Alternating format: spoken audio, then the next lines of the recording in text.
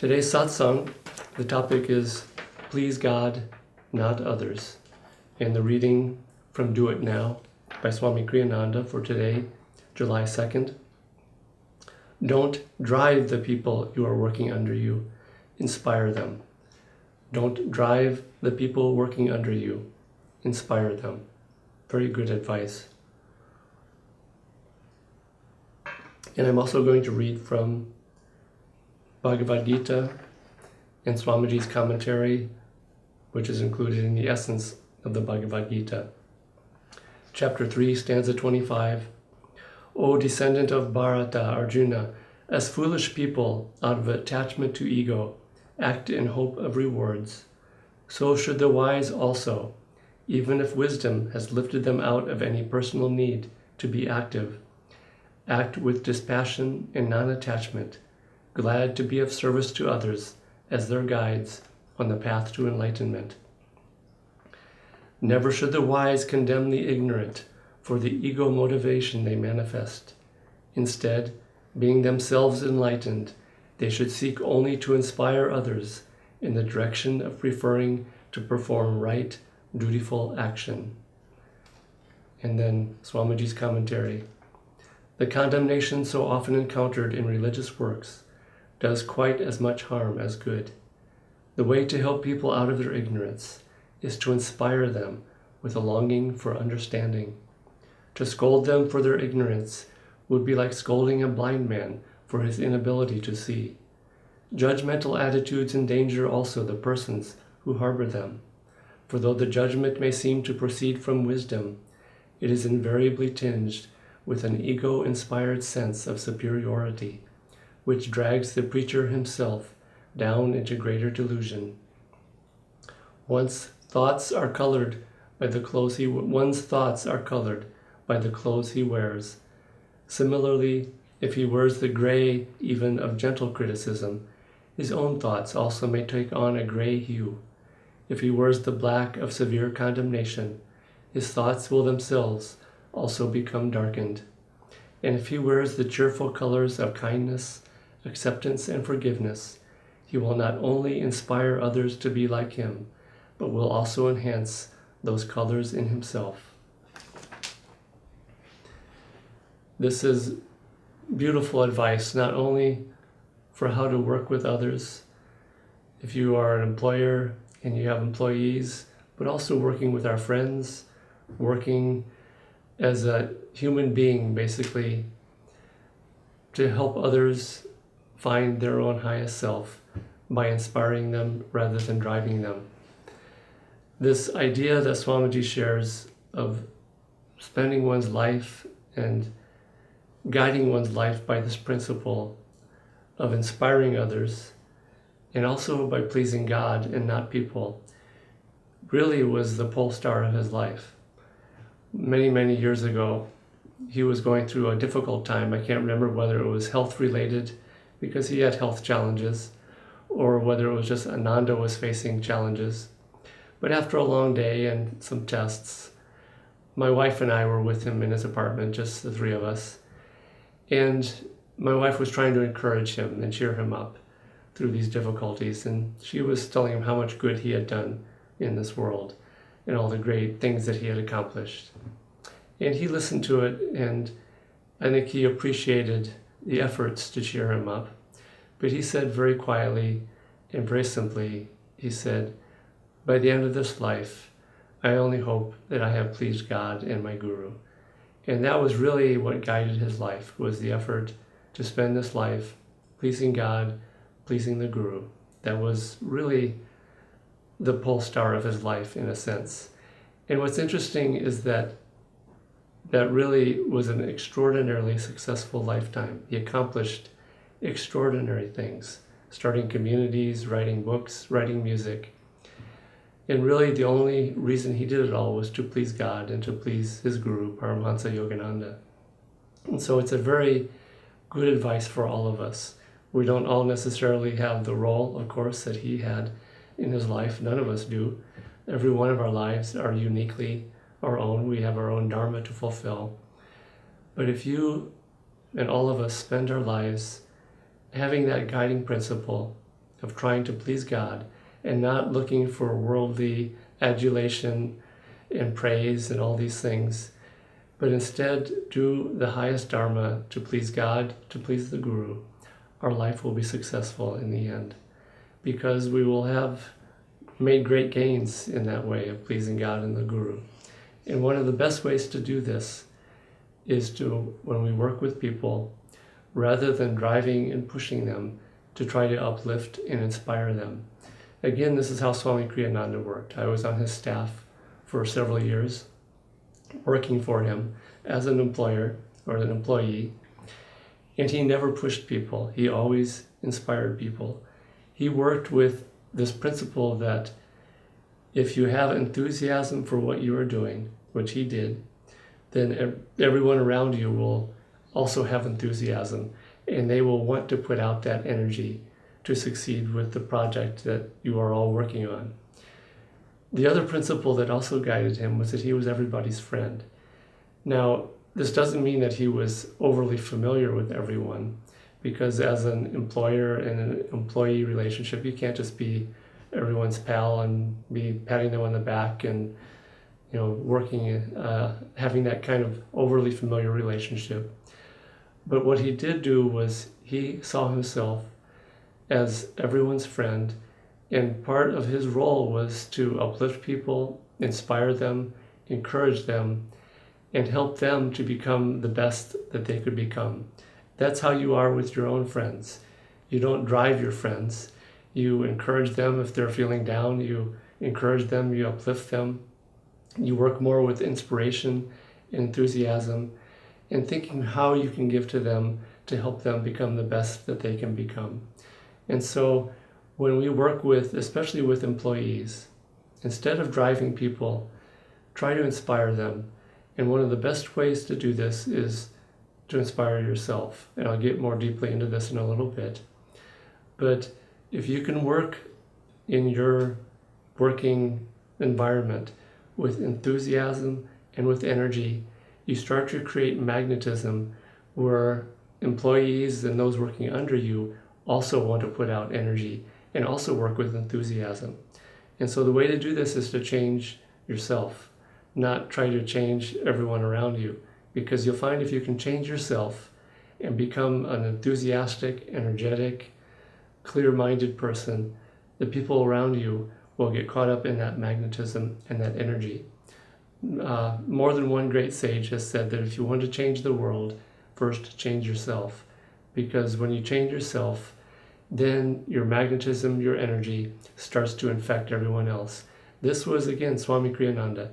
He understood this principle down to the greatest depths, which was that if you can change yourself, if you can be enthusiastic, if you can be inspired, if you can be in tune with God, with the Guru, and if you can be completely selfless, then everyone around you, if you do it with the right sense of energy and magnetism, everyone around you will get caught in that wake and that wave of energy, and they will start to change also. And this is why thousands and thousands of people all over the world have changed because of the example of Swami Kriyananda and his energy and magnetism. And it's really an extraordinary model for all of us. Now, you may say, well, I'm not a saint. I can't be like Swami Kriyananda because he was great and I'm just this regular person. But how did he get there? He got there by working with energy, with enthusiasm, and again, by thinking of helping others. So the way to do this is start to change yourself. I work with Ananda's Kriya Sangha, and it's very interesting seeing how the principles of Kriya Yoga applied inwardly also change everything outside of ourselves. And I'll give a few examples of this. One of them is that you'll see with people that the way that you act towards yourself and the way that you work with your own sort of population of faults and different character traits tends to be the way that you work with others. And what I mean by this is that you'll see that people who tend to drive others and try to push them and force them to progress and to move along, they tend to also drive themselves rather mercilessly and be rather hard on themselves. And this isn't a good way to work in the end. It can take you a certain distance, but in the end it creates so much stress and so much imbalance that it's not the way to success in the long term. Kriya Yoga works in a different way, and I work with different people of different personalities and temperaments over these many years of working with Kriya Yogis. And I've seen that there's occasionally someone comes from different teachings and different spiritual paths. And there's one particular approach of working with the life force, the Kundalini, that tends to work with it very, very forcefully and pushing the life force up from below, awakening the Kundalini by trying to force it from below and push it very forcefully. And it can be very, very effective, actually, only in the short term. Because what happens is that Swamiji has given an extraordinary pearl of wisdom here. He's pointed out, and I've observed this to be true, that you can force the life force and push the Kundalini awake and have spiritual experiences as a result. And I've seen this with certain spiritual paths. But what he has said is that you can't keep that energy uplifted unless you have devotion, unless you have aspiration. And what happens is it inevitably falls because you don't have the devotion to keep it up and the aspiration to keep it up. And the way he's put it is that it's a very hard fall. And this is what happens when people forcefully awaken Kundalini and they still have perhaps some ego issues and they don't have devotion. It awakens, they have spiritual experiences, and then it falls. And this hard fall causes imbalance in the personality and in the mind. And so, just like with the life force, so it is with how we work with ourselves and how we work with others. And so Kriya works more in a very balanced way. It works with lifting the energy up. Simply by concentrating at the spiritual eye, we lift the energy up from above rather than forcing it from below. We inspire it rather than drive it.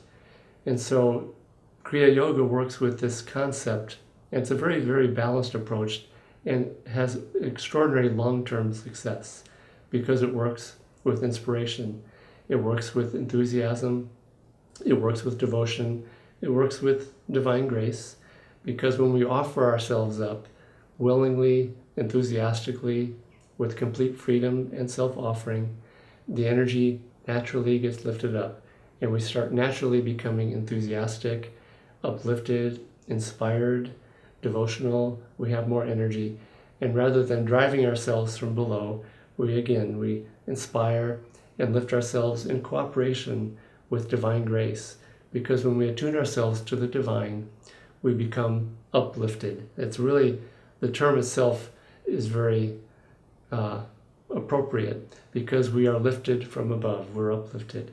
And so Kriya Yoga, devotion, aspiration, self-offering, practicing these things, it really works in an extraordinarily effective way over the long term by inspiring us. And so if we want to work with inspiring others rather than driving them over the long term and also over the short term, we have to find a way to inspire ourselves. And so anyone who is a leader on any level, and it's interesting for many Ananda people, Ananda's work, and you see this all over the world, Swami Kriyananda, one of the principles that he gave to us is that in order to become a saint, which is what we're all trying to become, we can't just do it for ourselves. We have to be able to share our inspiration, share our joy, and try to uplift others around us, to uplift the world. And so this principle of Kriya Yoga, as within, as without. And so by changing ourselves first inwardly, we start to change others outwardly. And the principle of this in today's context is that when we uplift ourselves and learn to inspire ourselves, and it's not that we're inspiring ourselves, it's really the light of God inspires us, the joy and the divine bliss of the Guru inspires us, even our friends inspire us, those who are in tune with these things. And so our part is to put ourselves in the place where we can be uplifted. And that place is in the consciousness of the Guru, in the consciousness of God, in the consciousness of putting ourselves in the environment of listening to uplifting music, reading uplifting books, practicing the techniques of Kriya Yoga, practicing them with devotion, again, rather than with driving ourselves and forcing it and pushing ourselves. Because eventually what happens, and I see this with the path of Kriya Yoga, where people who are very will-oriented, which is, we need willpower, we need a lot of will and energy, we need a lot of discipline. But if that's all that you have, eventually you start basically stripping the gears of your system, and you start running without oil in a sense. And it starts becoming very dry, and the spiritual practices start becoming very, very mechanical. And you can go that way for a while, but you can't go that way forever, because you start losing the motivation, you start losing the inspiration, you start losing the desire to want to practice these things. And so eventually those who are guided solely by willpower and by driving themselves eventually fall away from the spiritual path, because you need, again, this upliftment, this energy, this joy, this enthusiasm. And so perhaps the greatest thing that all of us can work on in this context for our own spiritual life is to be aware that if we can find ways to be inspired, to be enthusiastic, to be joyful, then everything falls naturally. We want to do these practices, we want to serve others, we want to put out the energy. I had a experience with this a few years ago. I don't always have an easy time waking up in the morning with enthusiasm. I'm sure I'm not the only one who has this condition.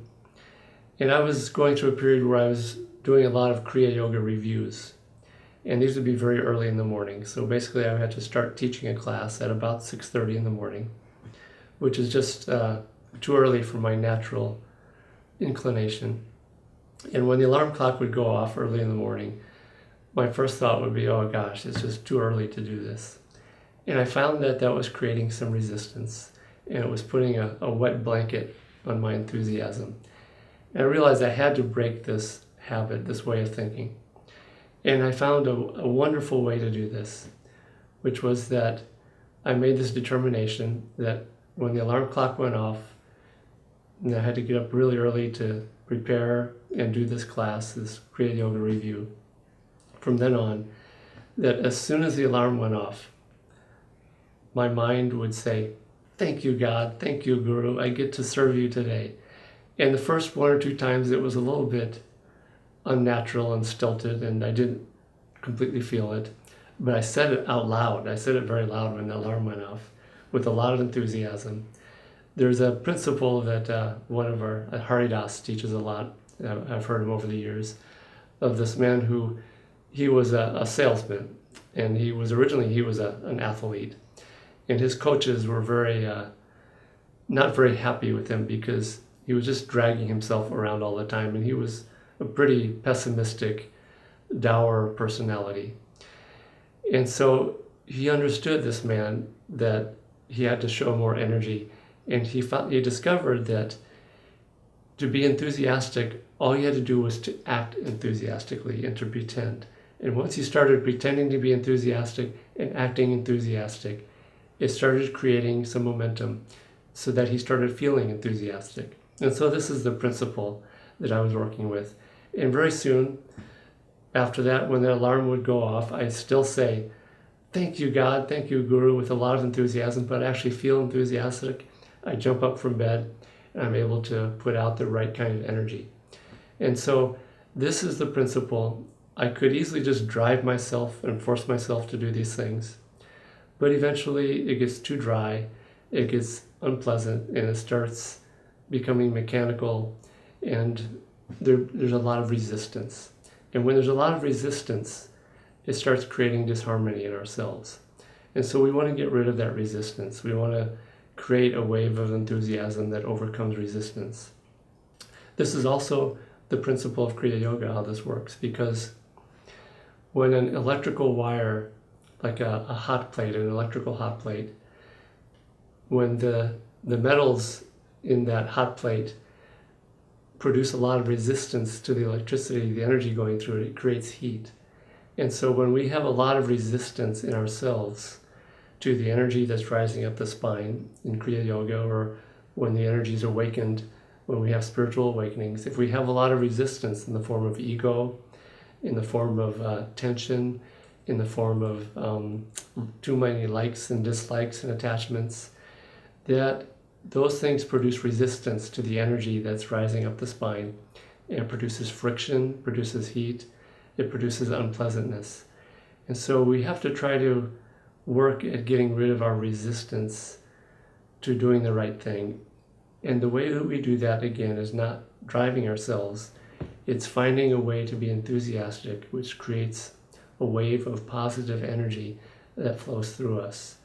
And so find ways to work with yourself, also with others, but you'll find that if you start with yourself and start working with creating the condition to be enthusiastic, energetic, willingness. Swamiji has also talked about this in the context of willingness and willpower. We think of willpower as this very strong, staunch, almost grim determination to put out energy. And Swamiji has said, again, that produces tension. And he said, try to see willpower more as willingness rather than as this grim determination to put out energy. When we have willingness, we have energy. When we have enthusiasm, we have energy. Swamiji wrote a book, I think it was a book many years ago. The title was Say Yes to Life, with an exclamation point. And it was based on this principle that if we say yes to life, we put out positive energy, we put out enthusiasm, that we want to do things, and find a way to help ourselves to do that, then we will have energy, we will have joy, we will have willingness, we will have willpower, and we will have less friction in our lives. Because what friction is, again, when we are putting out a lot of energy in spite of a lot of unwillingness and a desire not to do these things, there's two currents of energy going in different directions, and that creates a lot of tension, it creates a lot of friction, and it creates a lot of imbalance and disharmony. It causes health problems over the long term. So again, find ways to work with yourself, work with others, and finally, based on this principle of pleasing God and pleasing the Guru, you'll find that if that becomes the guiding principle of your life, you will find that in the end your life will be successful, because not only will you be acting from the highest Dharma of all, you will also be drawing the grace and the guidance and the help of God and the Guru. Ananda Village has been here in California for over 40 years. And if you look at Ananda Village, you would have to say that it's impossible what has been achieved here, based on the conditions, the physical conditions, also based even on the people who started Ananda Village. I moved to Ananda Village here in 1977. When I moved here the previous year, a fire had come through and burnt down the entire 900 acres of land. There was 2 houses remaining, which was not enough to support the 40 or 50 people that were here when I arrived. People were living in trailers, in teepees, which is a Native American dwelling. I spent my first winter living in a tree house. And it sounds very romantic, but this tree house was up in a tree. I had to climb a ladder, climb up into the tree, and it was about maybe 3 meters long, 2 meters wide, and it had clear plastic, very thin clear plastic, covering the walls, no heat, no water, in a very, very cold winter with a lot of snow. These were the conditions that Ananda Village had when it began. And so now you come to Ananda Village, and it's this extraordinarily beautiful place with an extraordinary retreat center and beautiful gardens. And we started with, not only did we start with no money, no buildings, a charred landscape. But when you looked at the people who were here, you saw people who didn't have any skills to do any of these things. What people did have was energy, enthusiasm, but most important of all, everyone who was here was dedicated to spending their life serving God, serving the Guru, pleasing God.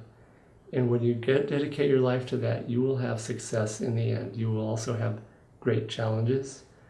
Your determination will be tested severely, because I think God and the Guru want to be very, very sure that you're very, very serious about doing this, about dedicating your life this way. But you also find that when you give your life in that way to pleasing God, to pleasing the Guru, you also draw divine grace. You draw divine help. And that's also been the story of Ananda over the years, is that the success of Ananda, again, I would say, on the face of it, is miraculous. And again, we have people who are not experts at any of these things that we are doing, yet succeeding at all of these things that we're doing. We've had, over the years, we've had so-called worldly experts come to Ananda Village to try to kind of help us, because we've been untrained for a lot of these things. And so these worldly experts have been invited here at times to help our businesses, to help us run things in a more professional way. And almost invariably, they throw up their hands and leave, because the way that Ananda does things can be so, I wouldn't say disorganized, but so unconventional. But in spite of that, what I would say, actually because of that, we succeed. Because we are not trying to succeed in a worldly sense. We're not trying to do things in a worldly way. We don't do things by the book. We do things to please God, which is definitely not by the book of the world. But when you do act in that way, even in family life, if you serve God, serve Guru in your employment, to earn money, to support family, to support charitable works, to support others, to help others, to serve God and others, you will find that by the end of your life, you will have achieved an extraordinary amount of success on all levels. Even in a worldly sense, you may not be the richest person in the world, but who wants that? Those people are very unhappy generally. But you will have achieved the greatest success of all, which is to fulfill your own dharma in this lifetime, to have divine joy, to have divine friends. And really, in the end, that's what we came here to do in this life, was to find God, to know God, to serve God, to love God, and to feel God's joy in our life. And so, take these principles, experiment with them. This life is a really grand experiment in a sense. And our part is to really use these principles, play with them, have fun with them. Try some of these things that I've mentioned, working with enthusiasm, working with this positive flow of energy, and just try them in certain areas of your life and see how they work for you. I think you will find that the more that we use these things, the better our lives run. So it's a joy to share with you, and may God and the Gurus bless all of us and all of our efforts. Joy to you.